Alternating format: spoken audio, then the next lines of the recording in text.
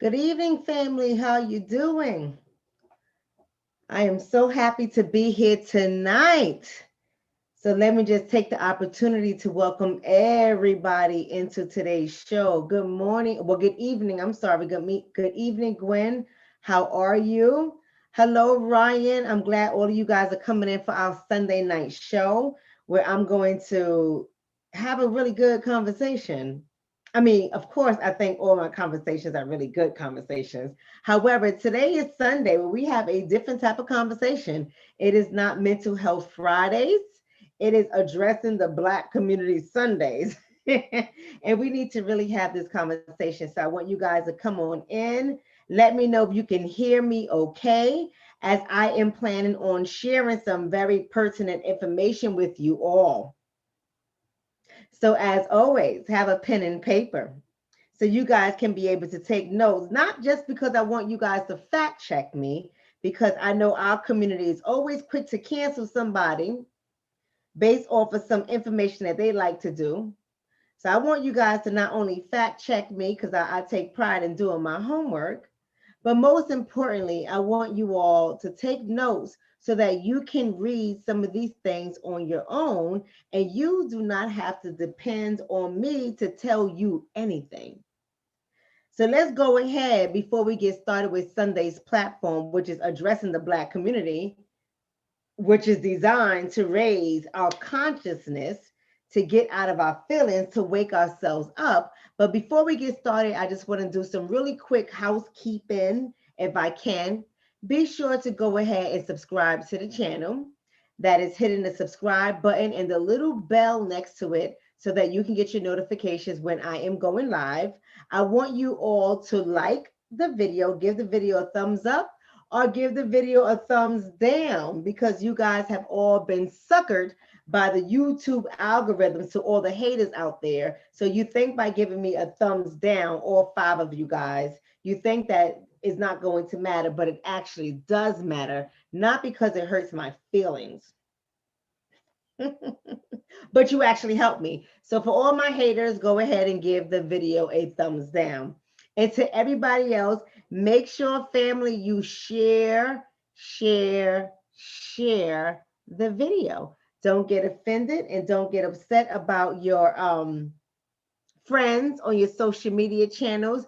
Share the video, even share it to your YouTube page. Maybe you're not bold enough to share it to Facebook or share it to any other channel, but share it to, at minimum, your YouTube page, because you may think that no one is looking, but people are always looking. So go ahead and share the video. To all my people that gave donations, even to the person who wants to remain anonymous, I'm going to keep your name anonymous, but before we get started, family, I have to always give shout out to my donators, or my donors is what I should say, not donators, even though you guys know what the hell I'm talking about when I say donators.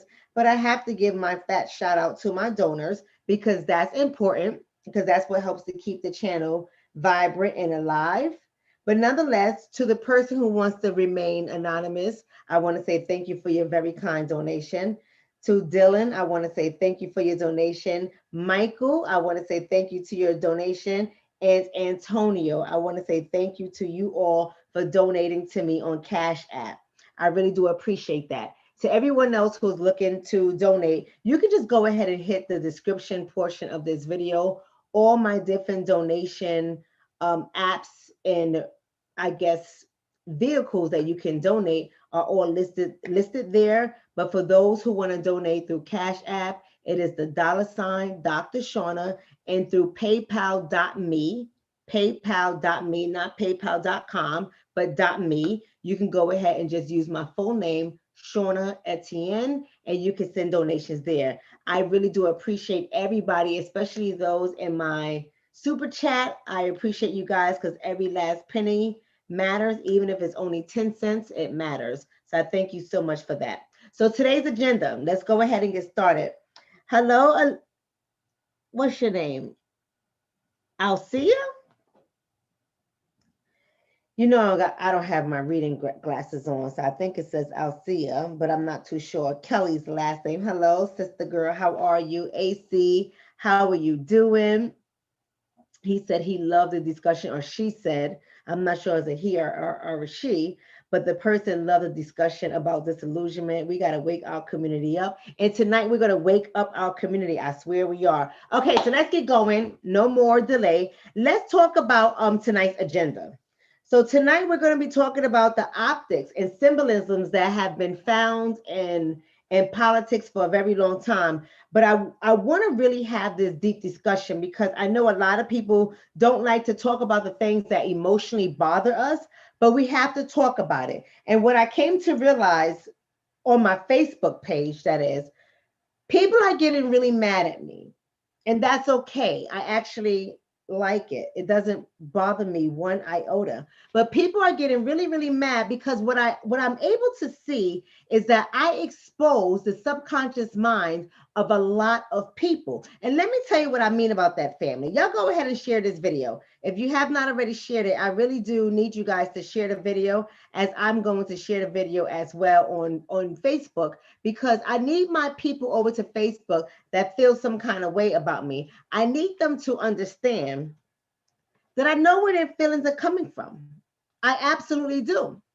Because this is what I think. And you guys can let me know whether you agree or disagree, but I'm going to tell you what I think. I honestly think the stuff that we, not just me, but we, a lot of us that's in this collective that is out here every night and every day talking about the issues that are facing us, our population of people who have been ignored for too long.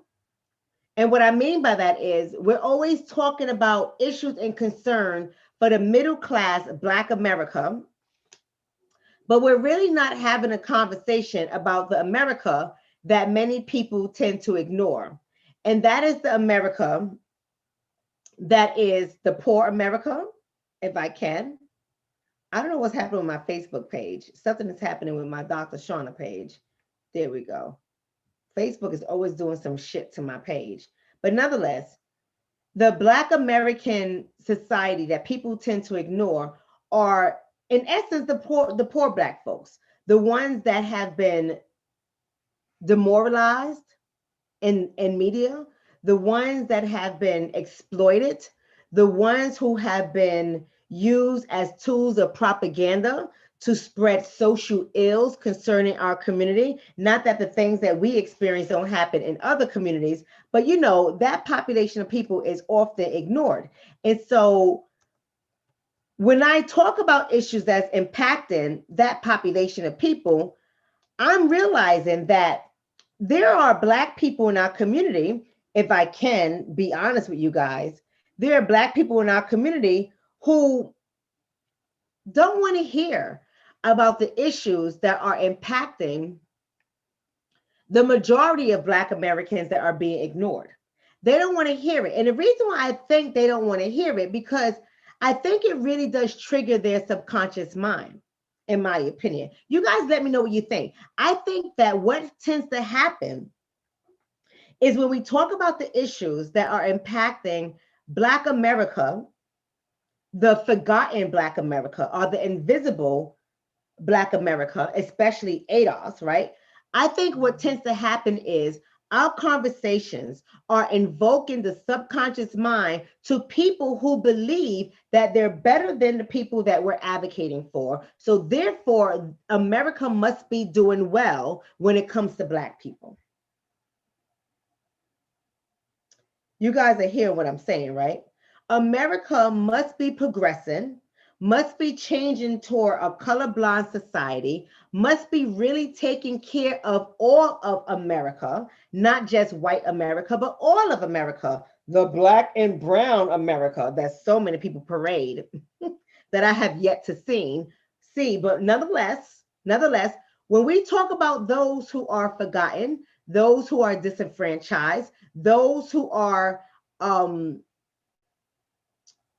exploited, those who are diminished in their value, when we talk about those people of our community and we uplift them, I think what happens to the subconscious mind, to the Negroes that think that they have made it, I think what tends to happen is I strike a chord in these people that really do highlight their self-hating ways.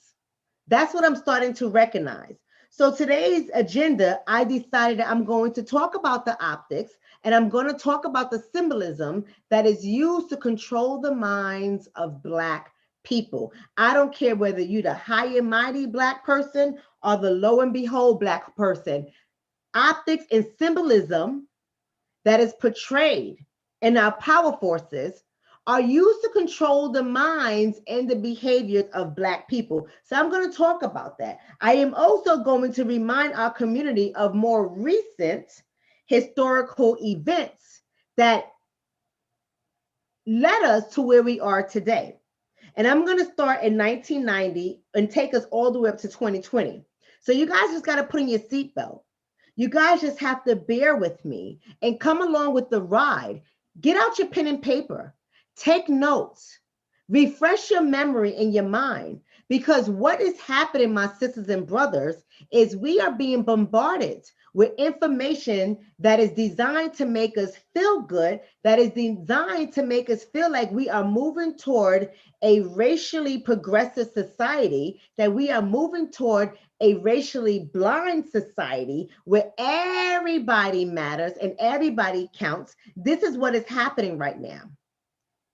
And so many of us are going along with this new narrative that is only used to control us. And when people like me come on to talk about it, we are being coined as divisive people. We're being coined as conspiracy theorists. We are being coined as everything other than what we are. And those are people who love our community and who wants to bring truth and light to our community. So I want you guys to begin the process of taking off your blinders. That will require you to take your emotions, put them in a little bag, and sit on it. Because in tonight's show, your emotions do not belong here. I just want you guys to take the information and think about what I am saying, because the information is going to help us as a collective. It is going to help us as a whole. And hopefully, the information that is going to be shared here tonight will help us to hold ourselves accountable and hold ourselves responsible for keeping the blinders on for too long.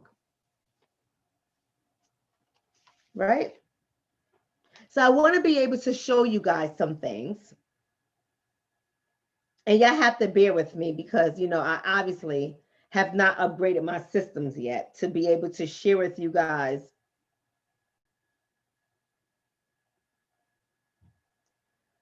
what I want to share with you all in a manner that is conducive for us. So I want you guys to just be patient, because I want to set the stage and bring up some information for you guys that we have to begin to talk about, so you can understand why I am having this conversation tonight. So just bear with me. Don't worry about it. Let's slow it down. Get out your pen and paper and take notes. Now, as I was beginning this process, let me go ahead and bring this up, family. I want you guys to really think about this woman right here. These women is what I really should say right here. Let me go ahead and share this screen with you all, because I know that a lot of women, and I understand why some women get all emotional and they get in their bag and they have to rush to defend everybody but their own. I understand why this happens, but I want to be able to bring this into perspective so I can give you guys some understanding of why I am where I am at with this discussion. Now, I already assume that you guys can see my screen. And here it is. I want to talk to you guys about Kerry Washington defends Eva Longoria as she apologizes for remarks about Black women. Now, in case you guys are not familiar with this right here, let me bring to your attention this conversation that happened with Eva Longoria as she was being interviewed by, of course, the white media forces. And the white media was speaking about the voter turnout in this year's election. let me bring up the video because I think that you guys ought to be able to see what the hell I'm talking about. Let me bring up the video. Give me a second.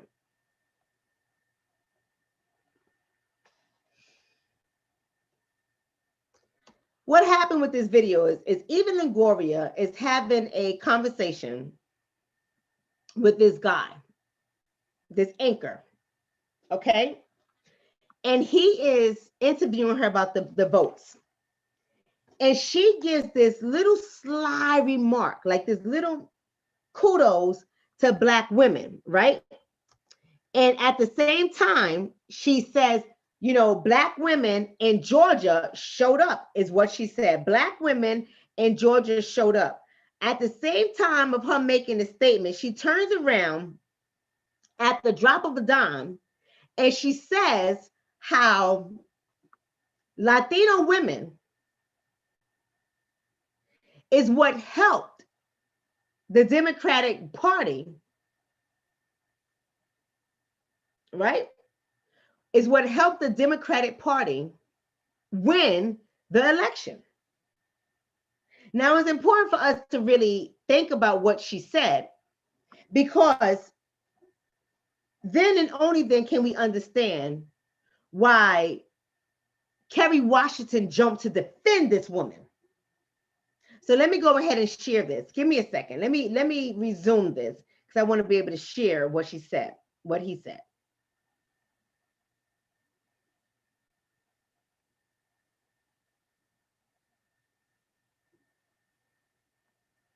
And really people of color, but Latinos are the CEOs of the households. They make all the financial decisions and healthcare decisions and educational decisions. Many Latinas are small business owners and they wanted a plan for recovery for themselves, not for Wall Street. And so Trump's policies were never aimed at the struggling Latina community. And, you know, if you look at voter suppression on top of that, how Latinas showed up, even through the closing of polling places and the shutting down of drop-off sites and new voter ID laws and long lines and driving 30 miles and all of that. And on top of that, restrictions and safety protocols of a pandemic. That spirit and perseverance that Latinas use in their daily lives, the struggle to pay their bills and the struggle to show up to their jobs and homeschool their kids and take care of their elders, that's the same perseverance and spirit they use to show up at the polls. Okay, you guys, I obviously missed that part.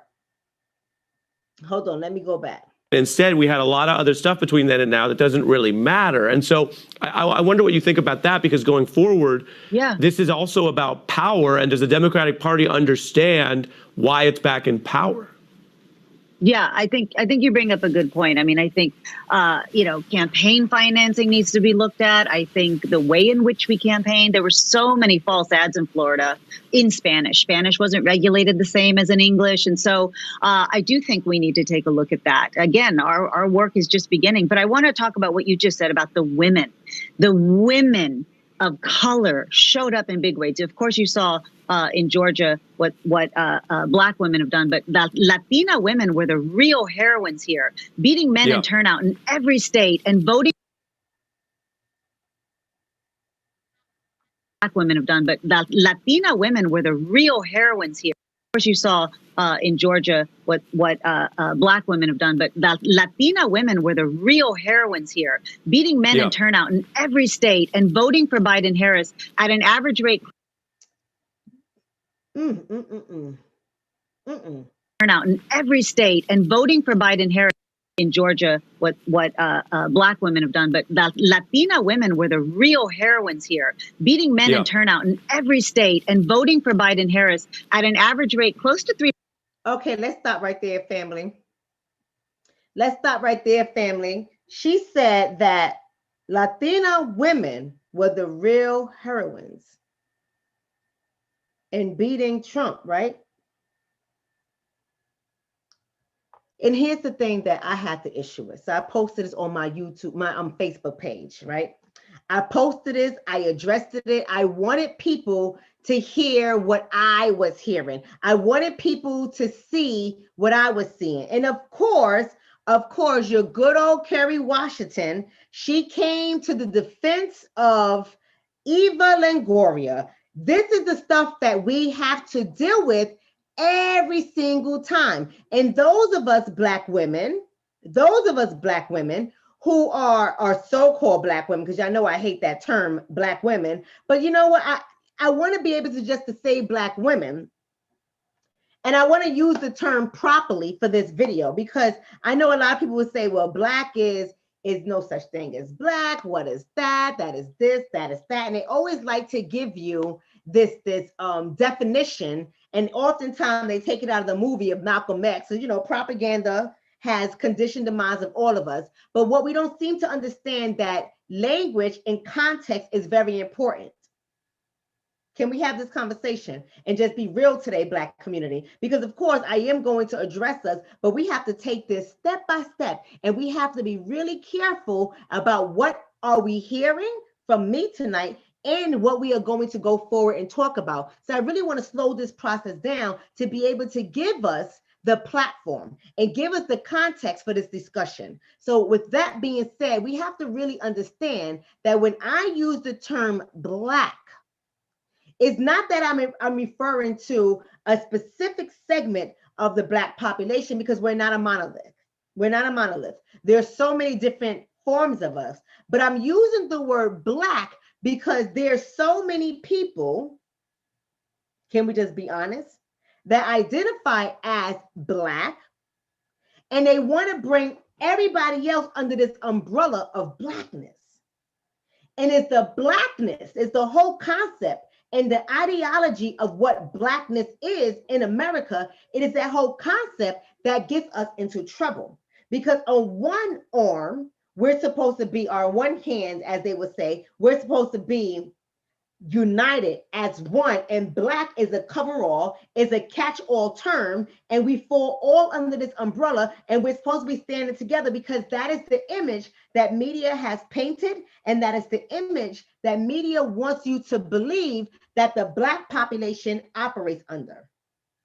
So we take this term of Blackness and we apply it to everybody. And see, Black people are infamous for doing this, in my opinion. Now, I could be wrong, and you guys can disagree with me. We don't all have to agree. But in my opinion, Black people are infamous of hiding under the cloak or hiding under the umbrella of the word Black.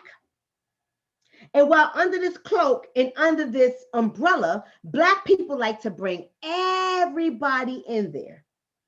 If they even look a hint of Black people, so-called Black people, want to bring everybody along with them on this Black train, even if the person themselves don't want to be on this Black train. We tend to identify these people and bring them on a Black train, and then we claim them as our own, disregarding their culture, disregarding their upbringing, disregarding their ancestors' belief system, disregarding their practices that let us know their belief system and their subconscious thoughts and their behaviors. We disregard all of that, and we want to bring them under the cloak of Blackness, because I think what it does, in my opinion, it strokes the subconscious mind of those who are African Black. And when I say African Black, I'm talking about those of us who were brought over to this country by means of slave ships due to colonization, and who have made to be felt or made to believe that our Blackness is unattractive, our Blackness is disgusting, it is evil, it is vile. And so when we think about it, we don't want to segregate ourselves from everybody else.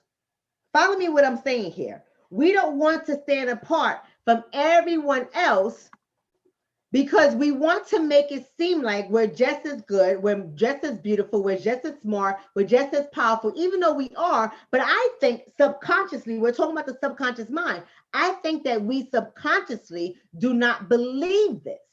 And we need validations of others, even if they show us that they don't see themselves as belonging to our racial group, as belonging to our ancestry, as belonging to our struggle.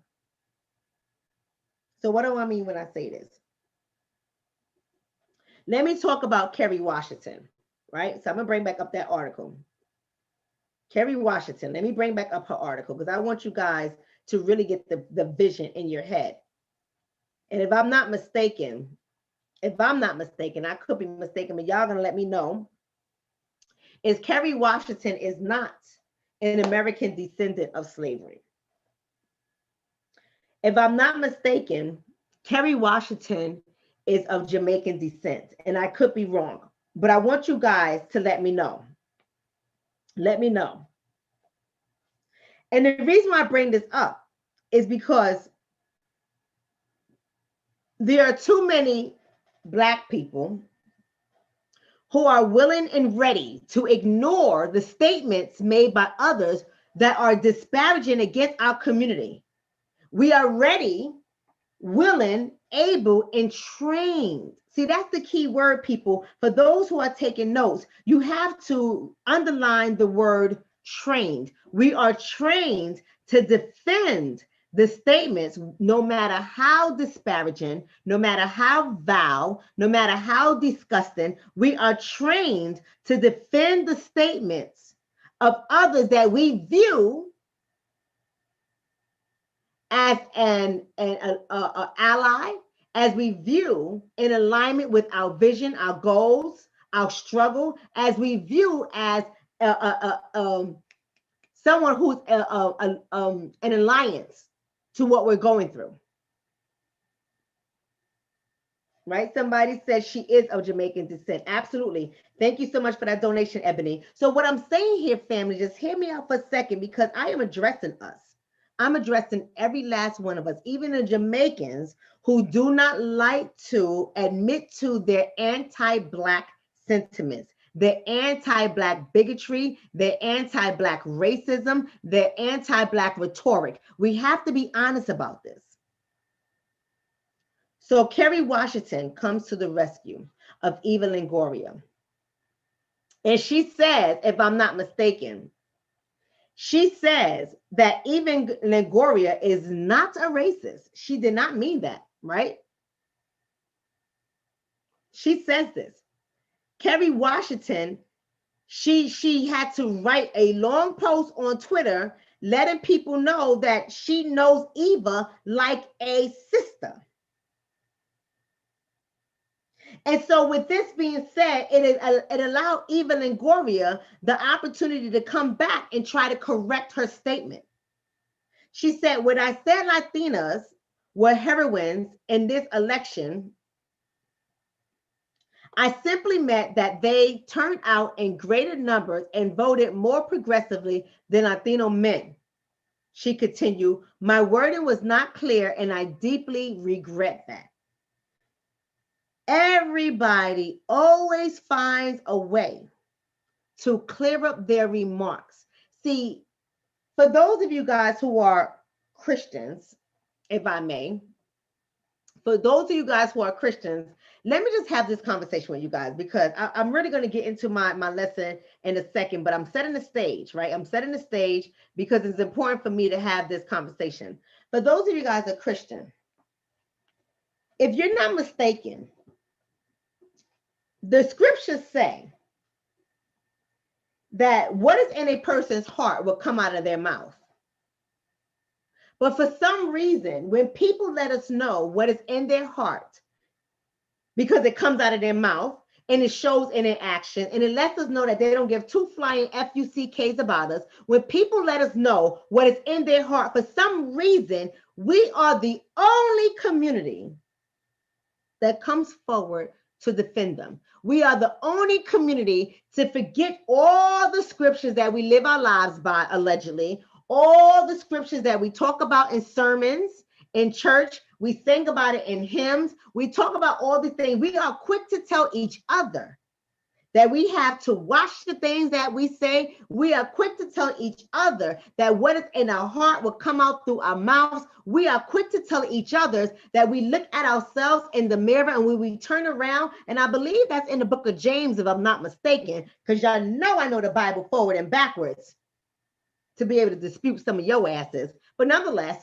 I will say, we are the ones that say we will look in the mirror, and when we turn around, we forget what we look like. We talk about this all the time of how we are showing up, how we say one thing and we turn around and we do another, how that is dangerous, how we can't be double-minded. Be clear about the things that you say and mean the things that you say. Don't say one thing today, say something else tomorrow. We are to be in clear mind and not be double-minded. We are to remember our heart and our words and our mouth must match. We are to treat each other with love and respect. We are to do all these things. But when someone turns around and they demonstrate the very thing we tell each other not to do, when they demonstrate it, we forgive them. We run to their rescue. We say that this is not what they meant. We turn around and we plead and we take an oath to swear that this person didn't mean that. This person is not evil. This person is not bad. And when those of us turn around and we come out and we point out the discrepancies. We point out the anti-Black sentiments. We point out their hearts with how they really feel about us. We make all of this stuff known.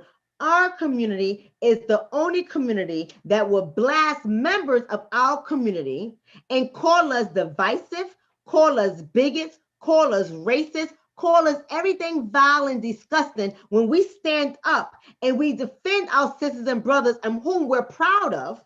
We defend our people, our community, and then the same old devils, the same old Negroes within our community turn around to cut us down by the ankles and to slash our goddamn throats to keep us from talking, to save somebody else.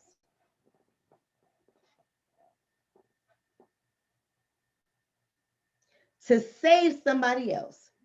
And it's disgusting. It is disgusting. And that is the reason why I'm on here today, to give you guys a snapshot into our histories of how this continues to happen, so you guys can get a better understanding of why we are at the bottom and why we will continue to be at the bottom, and why ADOS, most importantly, will continue to suffer. Because the division, not only does the division come from within the ADOS community, maybe not the ADOS activists, maybe not the ADOS conscious folks, but ADOS is ADOS, whether you like to admit to you being ADOS or not. ADOS is ADOS, right?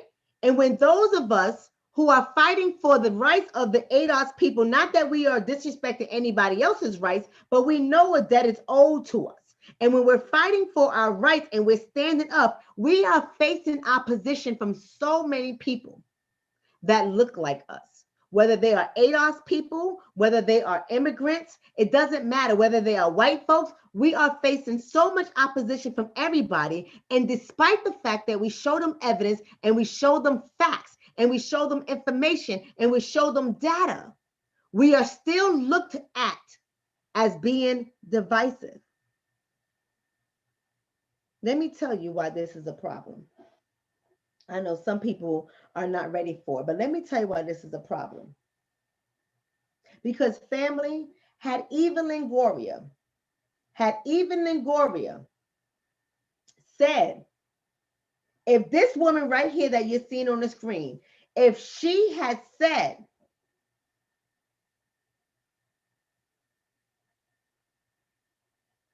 what she said about the Jewish population, people would have been on her ass.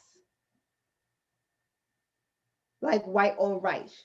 If she had said what she said about anybody in the Jewish population, her statements would have been seen as anti-Semitic. Do you hear me? Her statements would have been seen as anti-Semitic, and there would not have been. See, y'all gotta see my face to be able to hear this. Y'all gotta see my face to be able to hear this. Get mad at me if you want. It's okay. But had Eva Longoria made that statement about anybody in the Jewish population, not only would she been made to apologize, but you would not have seen not one, do you hear me, family? Not one Jewish person standing in front of her to protect her from the masses and publicly announcing that she did not mean that. And they know her like a sister. And she doesn't have one racist bone in her body.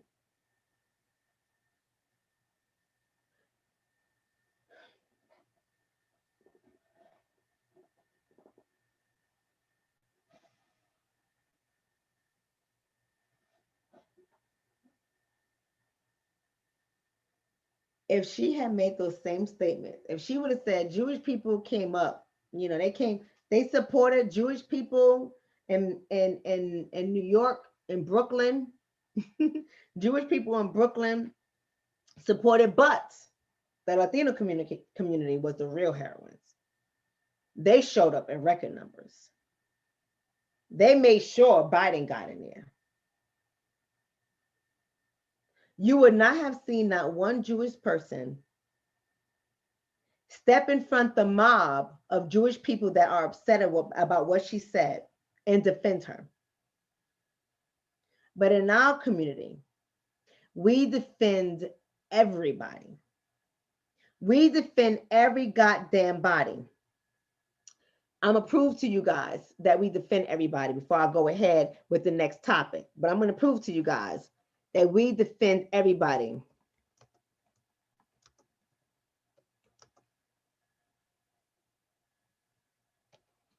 I'm going to show y'all this. Now, before I go ahead and bring up this screen, I want you guys to think about Oprah Winfrey. Right? And it was on Oprah Winfrey's show that this Black woman had used her body to shield a white known racist. Do you remember this?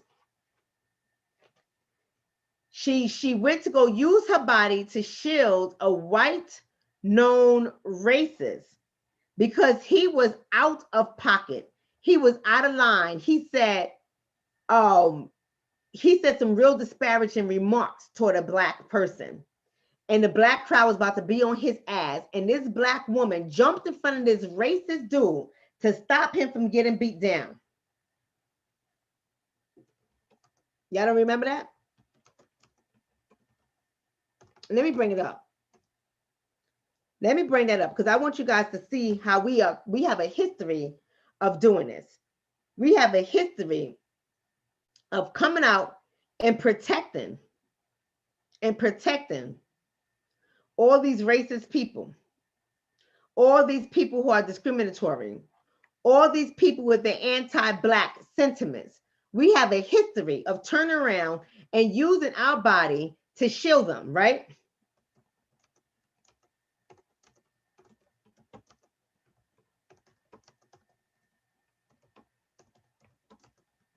What are you saying in the chat? Somebody says, I remember that. See, somebody's saying, I remember that. But I want to bring it up for the people who may have forgotten or doesn't remember this right here. But I'm going to bring this up, okay? Let me just go ahead and share this video. Give me a second, family.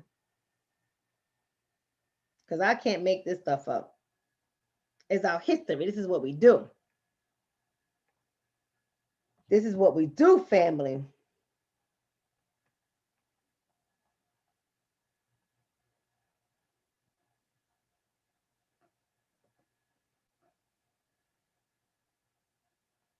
Thomas made headlines. She used her own body as a human shield to protect a man wearing a Confederate flag T-shirt as he was being physically attacked by protesters. In 1998, I sat down with Keisha to talk about what that was like. Keisha says that she risked her own life because it was the right thing to do.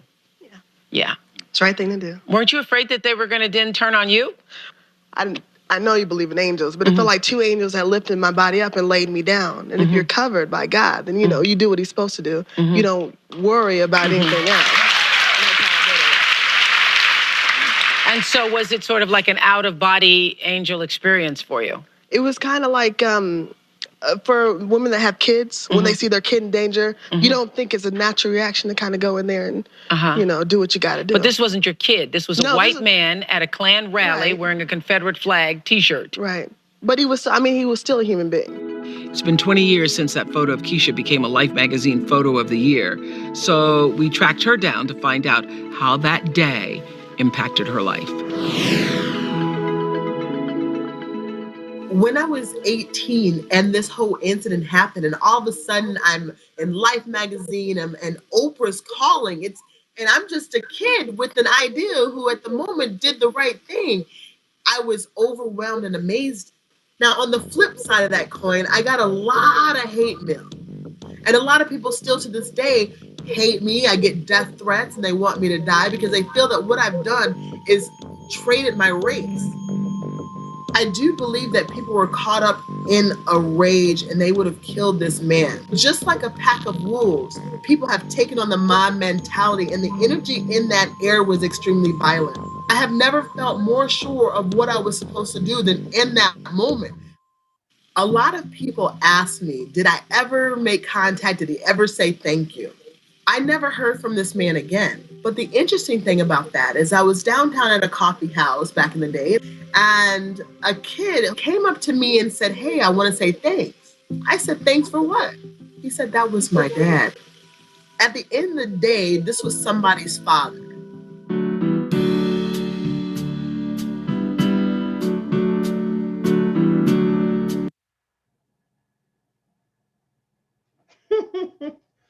There you go, y'all.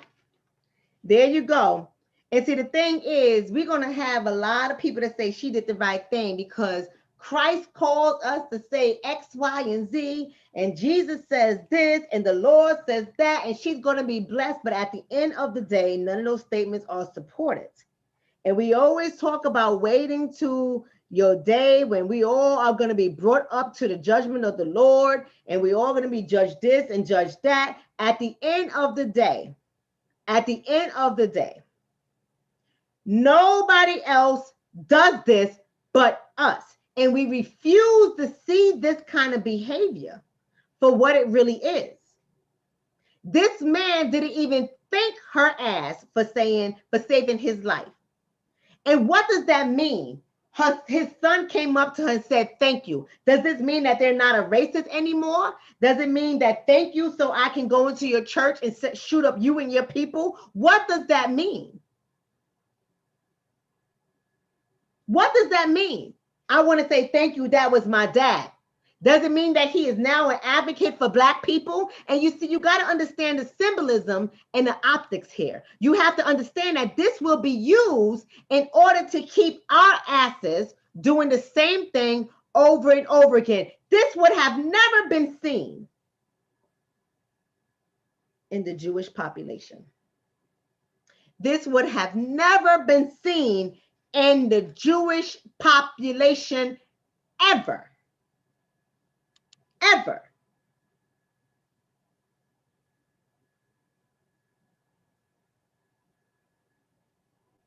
Right?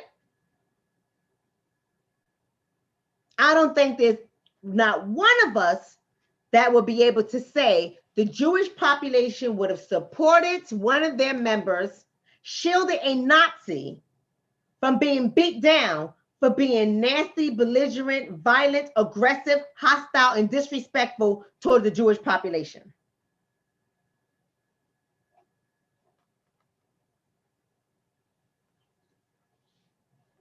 Right? but we have a history of doing this because we have been conditioned and we have been programmed in our community to be able to align ourselves with whiteness and not ask them for anything in return. Not ask them for anything in return. A thank you makes us feel hopeful. A thank you makes us feel good. A thank you makes us feel acknowledged, but there are no tangibles attached to a thank you.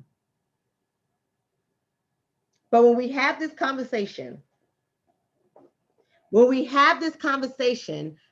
of us who get it, we're wrong and we're divisive.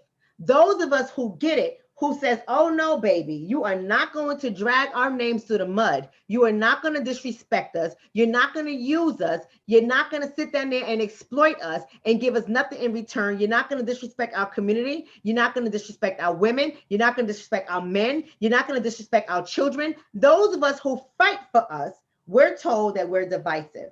We are bigots. We are racist. We are divisive. What is it that we get? What is it that we get for continuously supporting and protecting power forces and celebrities and public figures who don't mean our community any good? What is it that we get in return for all of our bravery, for all of our vigilance, for all of our Black power, our superhero, because they think that Black people are superheroes, but we can't protect our own whatsoever. We are superheroes for everybody else. Meanwhile, our own are suffering and dying.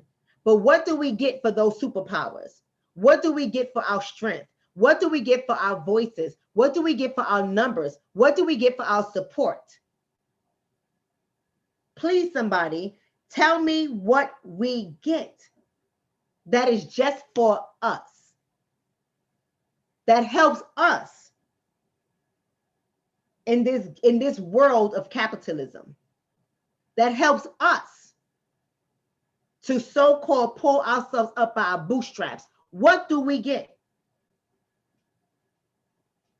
That's right, Dean. We get a good old fat nothing burger.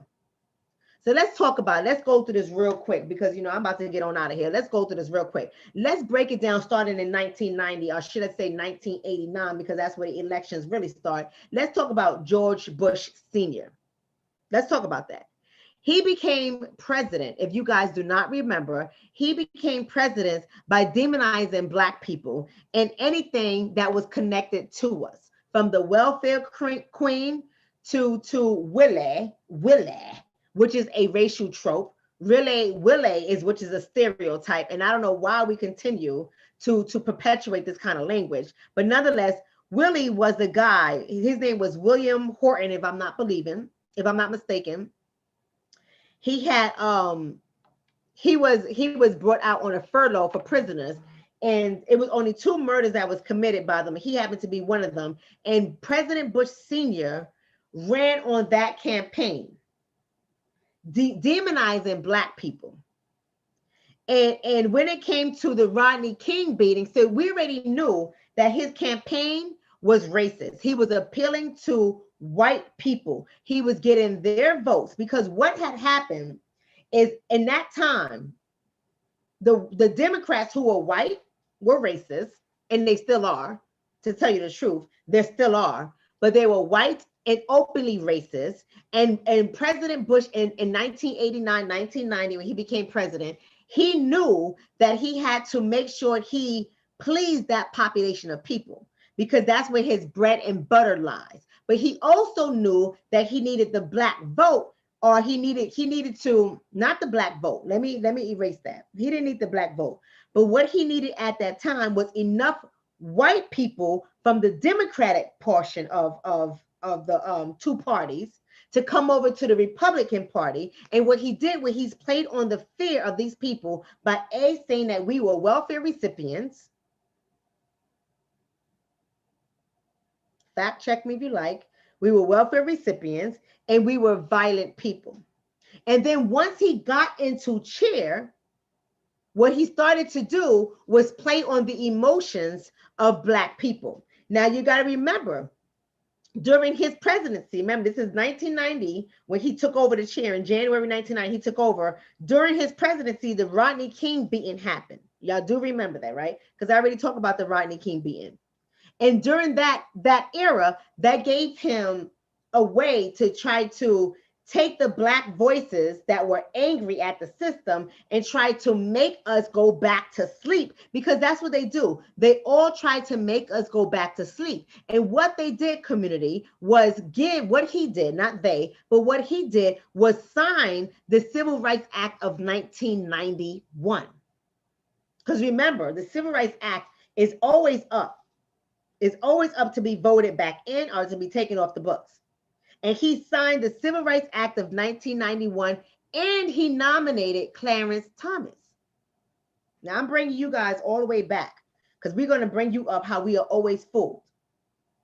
Now you have to understand that hiring Clarence Thomas was simply a color move because he was replacing Thurgood Marshall, if I'm not mistaken. He was replacing Thurgood Marshall. And so what they was doing was getting a Black face,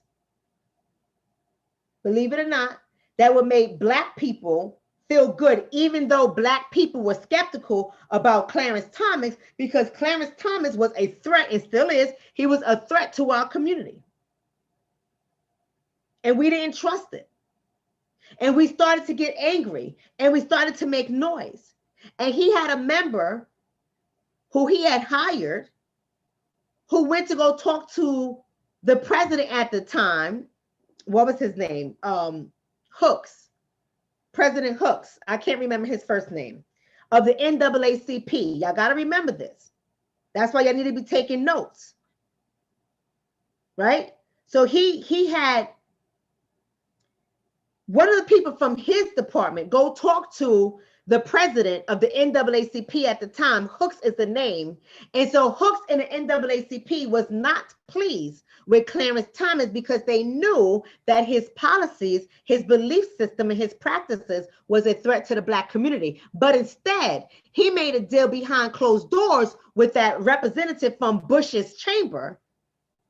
And instead of publicly, throughout the whole time that Clarence Thomas was brought up for nomination, instead of publicly rallying up the Black people to make a stink to shut this man out, Hooks has said that they were not going to make a decision right now until they get to know him better, talking about Clarence Thomas. And even though the NAACP opposed Clarence Thomas, they made their opposition public after it was too late. After it was too late. And the reason why that happened is because there was a closed door meeting with somebody from President Bush's campaign. There was a closed door meeting where Hooks was bamboozled. Maybe he wasn't bamboozled. Maybe I'm speaking too politely. Maybe he was bribed. Maybe he was promised something. Maybe he got to secure his place at the table to eat them biscuits. But nonetheless, whatever it was, there was no major public outcry for from Clarence Thomas until it was too late. He was hired. He was hired due to his skin color. And guess what? Guess what? Not only did the NAACP agree to delay their criticisms of him, but the disgust against Bush Sr. started to diminish a little bit because Black people, especially the elite Black people, were lured to sleep. They were lulled to sleep. There you go. Rock them right to sleep. Rock the babies to sleep. Rock the babies to sleep. Because what did Bush do? He prosecuted the police officers.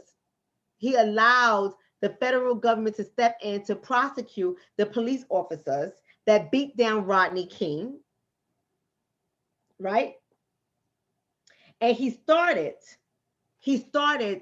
the political strategy for anti-Black racism to happen within the campaigns. he made anti-Black racist campaigns successful, all because he appointed Clarence Thomas and the NAACP delayed their criticism of him. See, had they spoke out ahead of time, maybe something would have been different, but they delayed it because of a private meeting that had happened. Y'all don't have to believe me. Y'all can go ahead and do your own research, but that's what happened.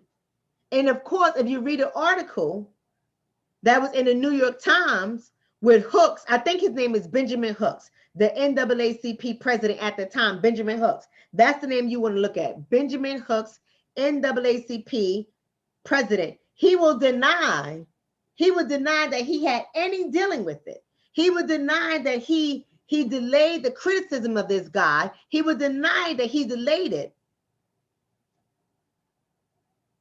to allow this guy to get into chair, Clarence Thomas. But we already know what happens in our community. And this is the division that you see in our community. We have to address these things, people. We have to address these things because too many of us, we forget these things and we keep repeating the same habits. We keep making it's no longer a mistake. I was going to say we keep making the same mistake, but it's no longer a mistake. And the reason why it's not a mistake is because we keep doing it over and over and over again. Therefore, it is a strategy. And see, the problem that I have with our community is that we continuously sell out our community for individual reasons. Because we want ourselves and our family to get ahead. We want to be successful as individuals and not a collective as a whole. Right? This is what we do.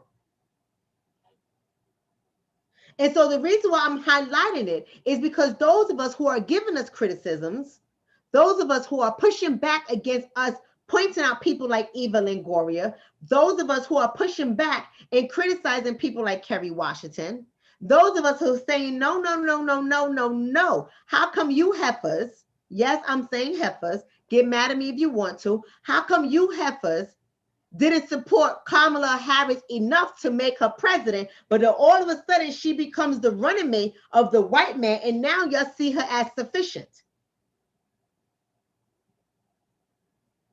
Claiming her blackness, and any one of us who highlights her Indian portion, we're told that we're being rude and disrespectful. Why? Why is that happening, family? Why is this happening? Why am I even focusing on the political arena? Right? We got to think critically here. Because many of us in the 85%, now you know I'm not in the 85%, but I'm speaking on a collective. I'm speaking on a collective because 85% of our community is asleep. And every now and then we're able to shake them, they open up their eyes. And then they go back to sleep. Some of them wake up like, what's up, what's up, what's up? Some of them wake up and they ready. They're ready, like somebody's coming in and they ready. They get awake. And like, what you need me to do? What you need me to do? Now they're awake. Those are the people we going after. But those other people who are comfortable sleeping, stop making all that noise. I got 10 more minutes. Those black folks, y'all know who I'm talking about. Don't worry, some of y'all are those black folks. Those black folks, they don't want to be awake. They want to sleep for 20 more minutes. They want to roll over and hit the snooze button and sleep for another hour or two. They want to miss work. They want to call out so they can be comfortable. They don't want to do the work. And those are the black people who will be the ones that will sell our community short. Those will be the black people that make sure they get what's coming to them as an individual instead of fighting for what needs to come to us as a collective. Those are the people who hide the data, who says, holy shit. Oh yeah. American descendants of slavery, ADOS, is poor. They throw it away. They throw it away because they don't want to have that conversation. Because they know if they have this conversation, white world would not approve of it. White world would not elevate them to high places. White world would not make them political figures. White world would not take care of their retirement. White world would not take care of their benefits and their health insurance. White world would not take care of their platform and their stage. White world would not bring any donations to them. White world would not put them on television.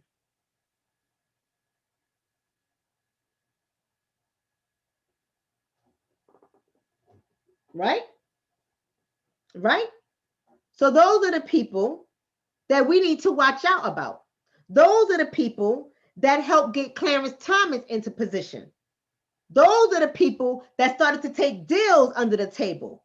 Those are the people who are looking out for good old number one, and that is themselves. Those are the people who make sure they rub shoulders with white people and they keep them comfortable and they keep them happy. They don't want to make them upset. Regardless of whether you're a white Republican or a white Democrat, they don't want to make any white person upset. They don't want to talk about the information. They don't want to talk about the data. They don't want to talk about the facts. Because those things will cut them off from the gravy train. You don't believe me? Let's move forward. Let's go on to the 1994 or 1993 rather to 2001 presidency. Right? He served, he got elected in 1993. And he was beat in 2001. But you know, the presidential term will be 1994 to 2002. And who is that I'm talking about?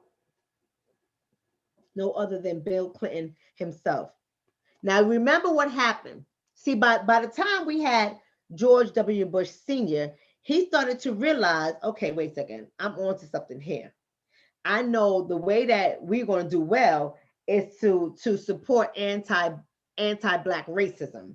This is how we're going to do well. And this is both parties realize this. The Democratic Party realized this and the Republican Party realizes this. And both parties plays on our emotions. One is not better over the other. But see, Bill Clinton in his campaign perfected it. They seen how Bush, who got into presidency through his clearly racist stance and his racist supporters, all of a sudden they seen how he calmed the nerves of a lot of Black people, not all, but too many. He had Rodney King on television saying, can we all just get along with a busted up eye, a swollen face? Can we all just get along? Can we stop burning down LA? Can we stop making white people mad at us? Can we all just stop all the nonsense? Don't worry about it. They beat me down. It's okay. They right by me. So they saw how we started to calm our asses down despite the number of injustices. It wasn't just King. Don't forget our sister that was shot in the back of her head by the Asian woman, the Korean woman. I did a video on her the other day. Latasha Harlins. But for some reason, we started to calm our ass down. And most Black people don't even know why they got calmed. Most Black people don't even know what happened. They don't even know why they stopped being angry. And what I noticed, that is happening all too often in our community. We get angry, we get upset. The white people see us angry, the white people see us upset. They give us a little something, and then it starts to calm us down. It's like giving a baby Benadryl to put them to sleep. Now, y'all know y'all should not be giving your baby no goddamn Benadryl to put them to sleep, but we know it works, right? Because some of our asses be taking Benadryl to go to sleep. And that's exactly what they do to us. Give us some Benadryl to put us to sleep, right? And the reason why those of us who are fighting for this every day, we're not going to allow Black people to go to sleep because we're going to keep on telling you guys about the past. But I know you guys are so used to hearing about Dr. King's era. I know you guys like to hear about Marcus Garvey, and all those people are great people, but we are in 2020. And we have to understand in the most recent years how we got to where we are. Despite the increase in education we have received, despite the increase in retirement funds that we have experienced, despite the little increase once upon a time before the market crashed in 2007, 2008, but once upon a time, despite the wealth that we have received from acquiring more properties, right? We tend to always go back to sleep. Now let's talk about Clinton. Let's talk about Clinton. Now, let me tell you how this all started with Clinton being loved by the Black community. Now, our beloved sister, Toni Morrison, peace be upon her, because, you know, she is no longer with us. But Toni Morrison is the one who started the shenanigans. I know some of y'all don't like to hear that, because y'all know that y'all get mad when people criticize those Black people y'all feel are great. Those Black people that y'all feel should never be talked about, should never be criticized. And it doesn't mean that she's not great. It doesn't mean that she's not an awesome person, but it doesn't mean that we also cannot criticize her. We have to be able to criticize people because we have to recognize the power forces within our community that are putting us to sleep. Right? So Toni Morrison was the one who said that Bill Clinton was the first Black president that we have ever received. Now you got to ask yourself, why did she say that? Why did she say that? Right? We tend to ignore the fact until after the fact. Listen to what I just said. We tend to ignore the fact until after the fact that Bill Clinton used Black people simply for their votes. And Bill Clinton in his campaign also disposed of Black people. He got the votes and it kicked our asses out of the car and disposed of us. Y'all know that meme, right? Where it says what Democrats do to Black people after they win. Let me see if I can bring up that meme. Woo! And let me see if I can bring it up, because this is really funny. But this is what they do. After they get our votes, what they tend to do is kick our asses out of the car. Let our asses know you are no longer needed here. Right? You are no longer needed here. Get your asses out. That's what happens. And Bill Clinton did that all too well.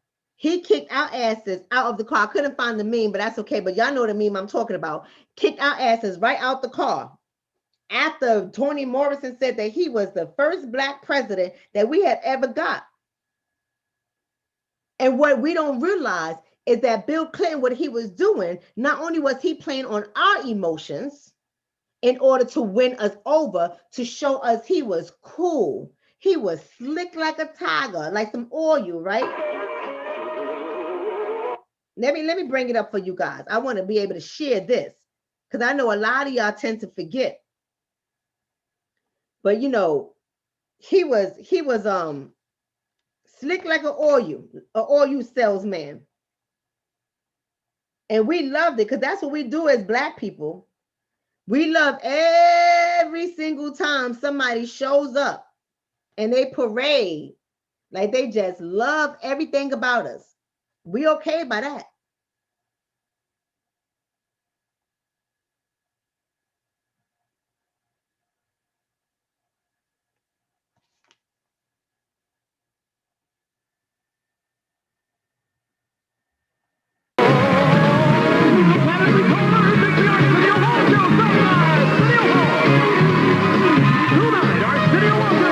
Presidential candidate, Governor Bill Clinton.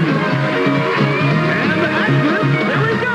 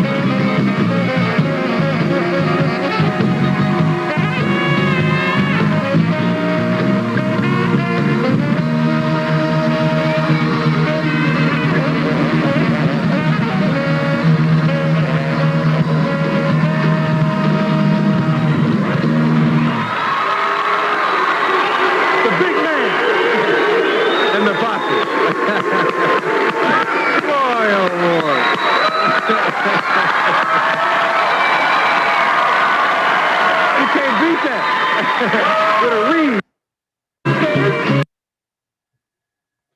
here it is, family. I'm going to be a hypocrite. I'm not going to be a hypocrite. When he was coming on, I was just entering my legal voting age. I was fooled by the optics and the symbolism as well. I listened to the older people, the boomers in my family, that was right there with Toni Morrison, saying that he was the closest thing to Black that we were going to get. I was excited as with Bill Clinton than my relatives were, because they felt that he was all right by them. Because he was hip, he was jive, and he had so many Black optics and photo shoots, it wasn't even funny. Bill Clinton knew how to play on the emotions of Black people, because for some reason, just as long as you eat our food, dance to our music, or walk like us, or have a swag and say, hey man, what's going on, sister, brother, give him a pound, or all this stuff, we all right by you. We are some of the most loving people in the universe. You can come and tell us you are not going to kill us. You are not going to rape us. You're not going to rob from us. Despite the evidence that is all around you that says you are the enemy, we will still welcome you into our homes. We will still make you the best pan of baked macaroni and cheese. We will still make sure we cook the best pot of collard greens. We will still make sure you have some candy yams and some sweet potato pie with some Uptown iced tea with lemonade. We will make sure you are taken care of. We're going to make sure that when we get around the floor and we dancing and we doing an electric slide and we doing a wobble, we'll make sure if you sitting down and you looking like you a bit uncomfortable, we will take you by your hands, we will stand you up, and we will show you how to do the step one by one, because we love for people to love us. Thank you for that donation, Truly Kelter. We love for people to love us. So we will make it A-OK for you. We don't care. We're going to accept you. Our daughters can bring you into our families. Our sons can bring you into our families. And we are going to love and accept you no matter what. And the reason why white people know this is because they hire Black people on their campaign, and Black people don't know how to keep their goddamn mouths quiet, and Black people are the ones whispering into their ears and letting them know that you okay with us. Nah, brother, that ain't gonna work. Nah, brother, put this on. Don't do that, brother. Listen, when you go into grandma's house, make sure you go in the bathroom, wash your hands first. So you got to do when you come in this house. Listen here, brother. Take everything that she give you. Don't tell her what you don't eat. I don't care if you don't eat meat. And she put chicken on your plate, eat the chicken, brother. You won't be okay. And you see, Bill Clinton knew this, and he played into it. And he used us. He used us through symbolism, and he used us through the optics, putting on the shades, playing the saxophone on Arsenio Hall, because there was no other white man daring enough to go on Arsenio Hall, but Bill Clinton was, sisters and brothers. He was daring enough, and we liked it, and we clapped, and we cheered, and we say, he's all right by us. He's all right by us. And besides, we were tired. We were tired of having Republicans in the chair, because as far as we are concerned, through our conditionings, Republicans are bad. They are bad, and they're not to be trusted, and we don't want them in the chair. Thank you so much, Truly Kelter, for joining the YouTube channel. Y'all go ahead and do what Truly Kelter is doing. Join the channel. Hit the join button by the subscribe and come on through, right? We are told that Republicans are bad, and Republicans hate Black people, and Republicans don't want to see you do well or see you succeed in this life, and Republicans are going to cut all of your funding. Republicans are going to take everything away from you. That is what we are told. While at the same time that Bill Clinton was playing us, he was also playing to the ears and the hearts of white people by saying by saying that he was going to make sure white people don't take from them because we are criminals that need to be controlled. We are welfare recipients and it keeps making our taxes go up. So we have to crack down on those poor welfare recipients. So while he's playing us, he's playing them. But it don't matter because we, as a community of people, whether you are Adolf or not, we tend to ignore all the writing on the wall. We tend to ignore the red flags to let us know that this man is not to be trusted. You got to remember, y'all got to remember Ricky Ray Rector. Write his name down.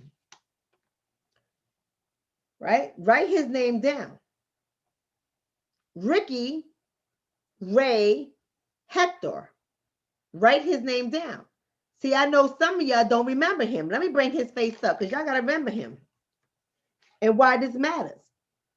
Because the evidence be right in front of our face and we constantly refuse to ignore it. Right? So y'all don't remember this right here. Hold on a second. So let me bring to your memory the death of Ricky Ray Rector. Now, while President Clinton was on the trail, the campaign trail, he excused himself at that time to go on over to the execution of this man. Now, if y'all remember anything about this man,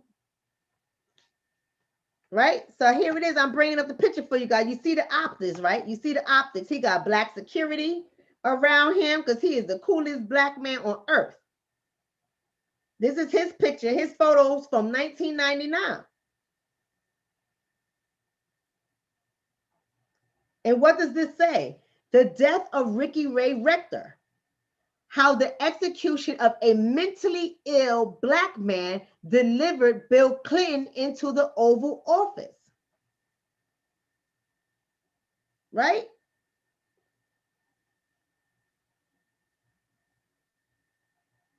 This man is described as somebody who was slow and inept as a student. See this?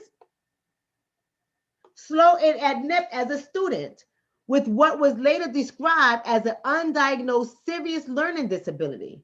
At this time, as time went on, he became even more lost, as well as paranoid. And by junior high, the flounder ever more hopelessly in his classwork, still able only to print in the laboring hands of a third grader. And though unable to understand much of what was going on around him, Ricky was beaten mercilessly by his father. So if you remember anything about this man, let me show you how he looked. Y'all need to see how he looked. If you remember anything about this man, Ricky Ray, put a picture of him right here.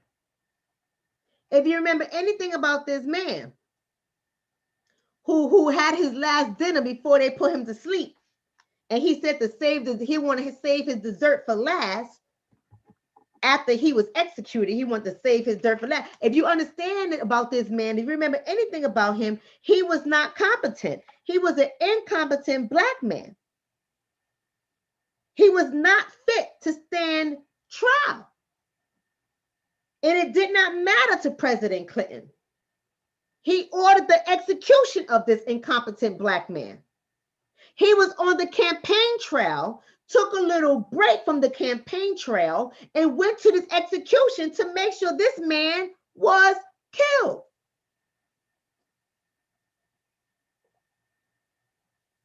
And black people ignored it. Black people ignored it because he was the closest thing that black people had gotten to a black president. He was on Arsenio Hall, right? He was playing that saxophone. He was smooth. He was smooth. This man was smooth. And we loved him. Despite the fact that he denounced quotas that was placed under affirmative action civil rights, right, to make sure that things stayed equal for us, he denounced those quotas. Despite that, we love them. Despite the fact that President Clinton had a photo op at Stone Mountain.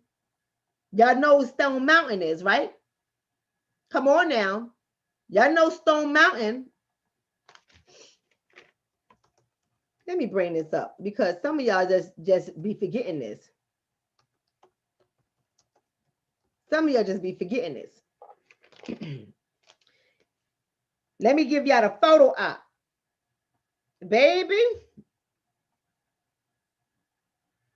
Because y'all just don't know. The photo op at Stone Mountain, which is a place synonymous with the KKK. This is where the KKK used to hold their meetings. And if this wasn't the most disparaging, despicable, disgusting thing right here that has ever been done, I don't know what is. But let me give y'all the photo op. Because y'all tend to think that I'm playing these games. I'm not playing with Black people. Who do y'all see in the back of this photo? Who do y'all see here? All these Black men. Do you know who these Black men are? Do you know who these Black men are? Those are Black prisoners. Black prisoners. And you got to understand why he did this photo op at Stone Mountain in Georgia. Not only is it a renowned place with some of the most offensive white people in history when it comes to ADOS, when it comes to those of us who built this country. Not only is this place deplorable and despicable, but this place is a dog whistle for white racists, for white Southerners, for white supremacists. Just think about that photo op for a second. Just think about that photo op for a second, family. That's all I'm asking you to do, to be critical for just a second. Be critical in your thoughts, family. Why else would this man take a picture with prisoners at Stone Mountain in Georgia after you done played the saxophone on Arsenio Hall? After you done smooth shucking and jiving. You got people dancing over you. You got Toni Morrison telling the Black community, especially Black women, that you are the closest thing to Black we was ever going to get. You have Black politicians who knew this stuff, who knew this was despicable, who knew this was racist, who knew he was disgusting, who knew it was wrong to execute Ricky, who knew it was wrong to denounce quotas, who knew all this stuff. This is what started us to be losing our wealth year after year after year, the little bit of wealth, the little bit of wealth, the little bit of wealth that we have garnered. We started to lose year after year. They just knew when the 90s came, they just knew it was going to be no more Black so-called excellence. They knew they was going to put a stop to that. We was going to quiet you crazy folks from the civil rights era. We was going to quiet all you Black power people, kill out you guys with COINTELPRO, put you all to sleep, shut y'all the hell on up, and we're going to get back to business as usual. But we got to do it. We got to do it in a manner that's not going to invoke another civil rights movement. We don't want you Black folks getting all excited and angry. We don't want no more riots. We don't want no more opposition. We don't want to always be scared that y'all ain't gonna vote for us anymore. So they learned the strategy to keep our Black asses quiet while keeping their white supporters happy. That's how it goes. Keep the Black masses quiet, especially you goddamn ADOS people. I wish you American descendants of slavery would shut the hell on up. Because why can't y'all be like the Caribbeans? The Caribbean immigrants that just happy to come on over here to our country because their country, damn it, their country is plagued with a whole bunch of shit, corruption, poverty, you name it. They ain't thriving over there. So they come over here and they happy. And they want us to shut up. White people want us to shut up. African immigrants want our asses to shut up. Everybody want our asses to shut up. So they got to find a way to shut our asses up. But at the same time, keeping their white supporters happy. I know this is making people uncomfortable. That's okay. Discomfort is good. Right? You got to learn how to sit in your discomfort in order for you to bring about transformation. Right? They're not really worrying about the immigrant population. Ain't too many of them compared to us. They ain't worried about it. They want our asses to shut the hell up.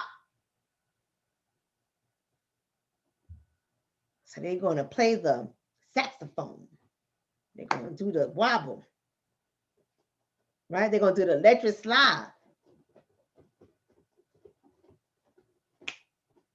They're going to do the electric slide with our asses. Because you don't see them doing no soca. You don't see them wine upon your bate. You don't see them doing none of that. You don't see them doing merengue. You don't see them doing none of that stuff. You don't see them doing none of that. You don't see them because they ain't got to do none of that. Because them people going to vote for them no matter what. It's the ADOS people. You got to shut them damn ADOS people up. While at the same time pleasing the white masses, while at the same time making sure they have the dog whistles, while at the same time making sure that the white people know, you see these here prisoners. You see these here prisoners at Stone Mountain, Georgia. I want you to know we're going to not only get your pockets rich from privatizing these prisons, but I'm going to bring y'all some more of these people because this right here, they are the poison to our society. These black men right here. Don't worry about it. These black men right here. I got y'all Stone Mountain, Georgia, where the KKK meet. I want y'all to know that you can entrust in me to do the right thing. We all going to win. Black people going to shut the hell up and be quiet, and white people going to get rich. You ain't got to worry about it. See right here, these prisoners, I got a plan for y'all. Just know I got a plan for y'all. I won't be bringing these prisoners to Stone Mountain, Georgia, if I didn't have a plan for y'all. Don't worry. Trust me, baby. Give me your votes too. We all going to get rich up in this bitch. We all going to get rich. Mika said, now you a mess. That's what he was doing. I'll be a mess. I'm telling y'all the truth. What came out of that family? What came out of that family? I ain't trying to be funny. I just want y'all to know what he was thinking. Here's the technical people. How do you know what he was thinking? Because pictures say 1,000 words. It's called optics. It's called symbolism. It's called dog whistles. And he did exactly what he was thinking. Right? He did exactly what he was thinking when he came with the Violent Crime Control and Law Enforcement Act, the crime bill of 1994. He did exactly what he was thinking. So you ain't got to tell me that that wasn't a dog whistle, because the privatization of prisons won. Private companies got their pockets fat while y'all black asses got locked up. 3 strikes and you out. RICO laws, all types of things got your asses in prison. Life sentences for petty shit. Because you rolled your eyes at an officer, you on death row. Oh, if that wasn't enough, he decimated his opponent. Y'all remember the what was his name? The black guy, Jesse Jackson, right? Y'all remember that situation, right? I can't make this stuff up. Remember how he used the thing against Sister Souljah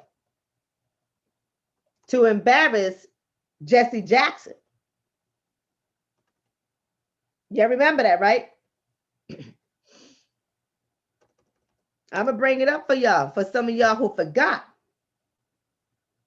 Sister Souljah, Bill Clinton. Y'all remember that? Used her as an example.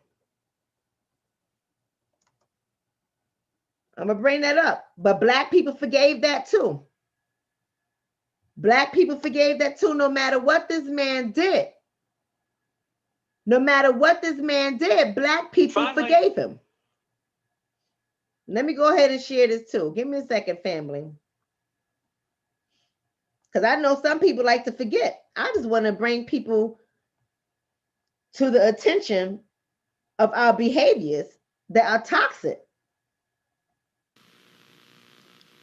Let's stand up for what's always been best about the Rainbow Coalition, which is people coming together across racial lines. You talked about Mr. Fields from Louisiana that you had here last night, a great role model. We don't have a lot of time to do this. We don't have a lot of time.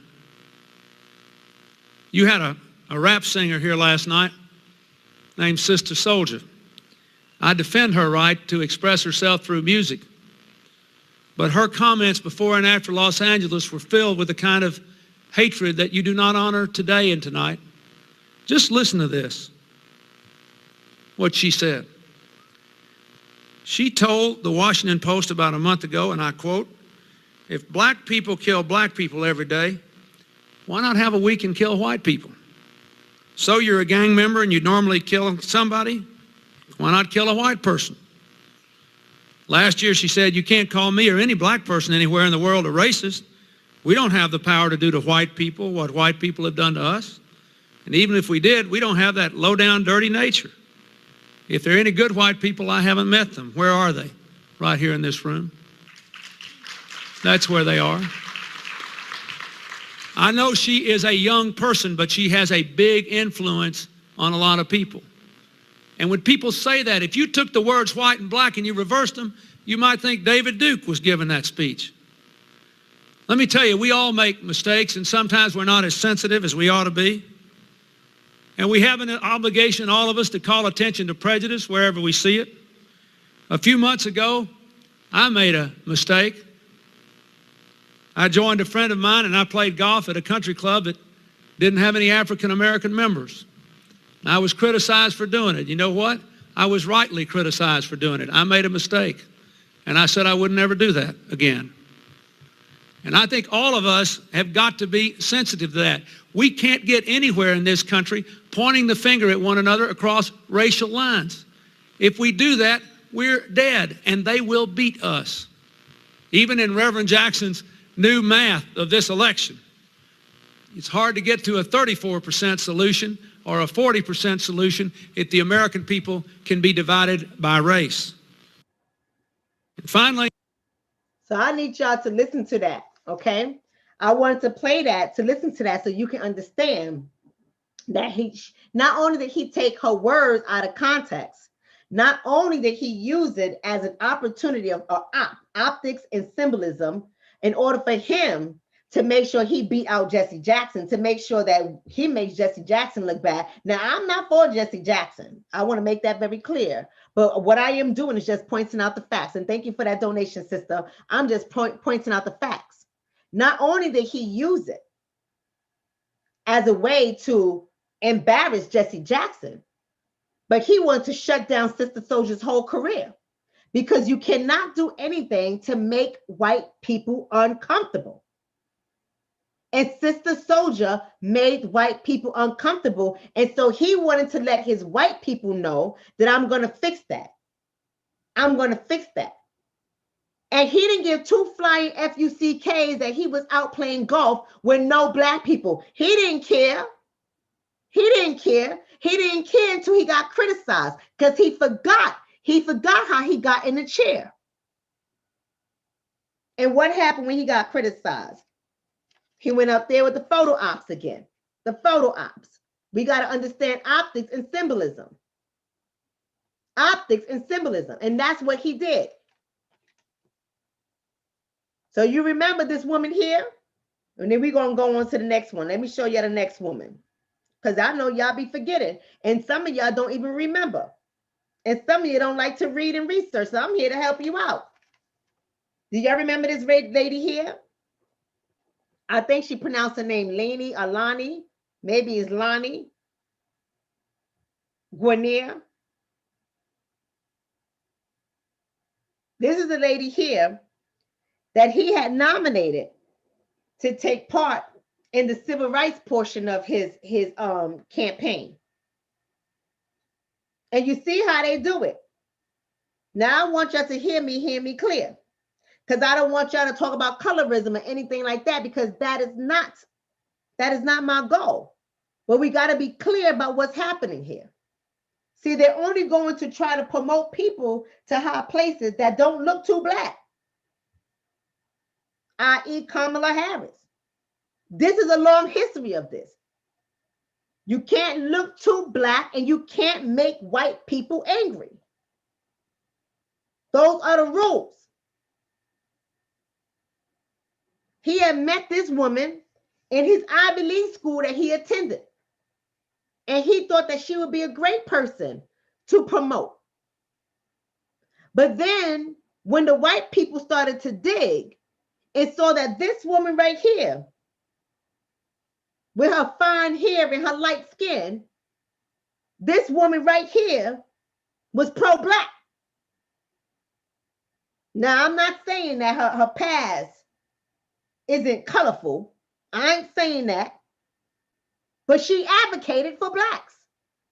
And she identified as black with her Adolf's father. Now, I don't know what her father's Adolf. Let me take that back. I think he is. But I don't know. I'm going to take that back. But the point is, this woman advocated for black folks strongly, and she held strong positions about the color lines in America. And when white people found out about that, white people disrespected her and called her crazy. And sent a signal to him that she was not fit.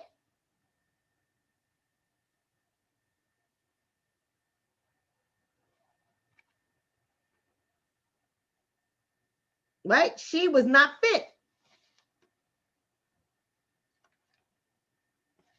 And so what did he do? Because he could not lose any black votes. What did he do? He pulled her name. He pulled her name and took her off the nomination. And she never made it in that position.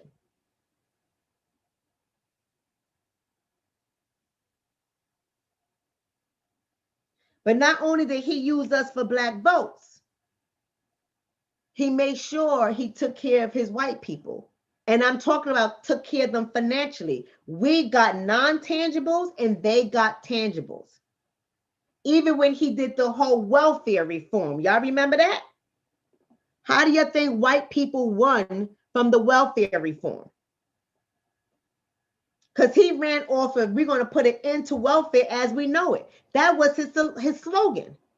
It was a subliminal message to blacks. Y'all asses are in trouble. But we don't care. We ignore these kind of things.